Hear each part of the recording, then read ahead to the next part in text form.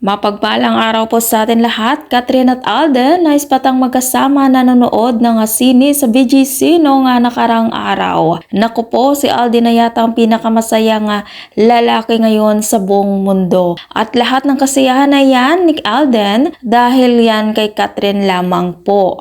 Kaya naman kaliwat kanan ng nagsasabi na pumapag-ibig na nga si Alden Richards ngayon. Dahil walang tago-tagong nagaganap yung tungkol sa lumilibel up na relasyon nila ni Catherine Bernardo. Dahil merong isang news na nagsasabi na naispata nila kung saan nakita nilang nagde-date daw si Alden at Catherine. At may kasama naman daw sila at sinama nila yung malapit na kaibigan ni Catherine na si Alora Sasam. Ayon sa online news, patid ng kakilala namin si Alden Richards at Catherine Bernardo na magkasamang nanonood ng sine sa BGC noong Huwebes ng gabi. At kasama nga nila di umano ang matalik na kaibigan ni Catherine na si Alora. At natanong kung may relasyon na ba si Alden at Catherine. Naku po, syempre hindi nasagot. Pero makikita at nababasa natin sa social media, nakaliwat ka na naman yung sinasabi ng karamihan na malapit kina Alden at Catherine na parang sila na nga.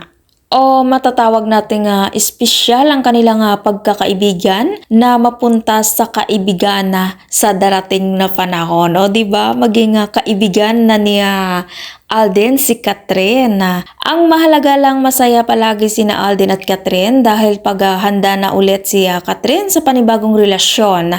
At yan pa lamang na masasagot niya si Alden Richards. Naku po. Sana ay maging si Alden na nga at si Catherine para naman maging masaya na ulit si Catherine. At kung ikaw hindi pa nakasubscribe ng aking channel, mag-subscribe ka na sa aking channel, Ives Velasco. Maraming salamat at mapagpalang araw po sa ating lahat.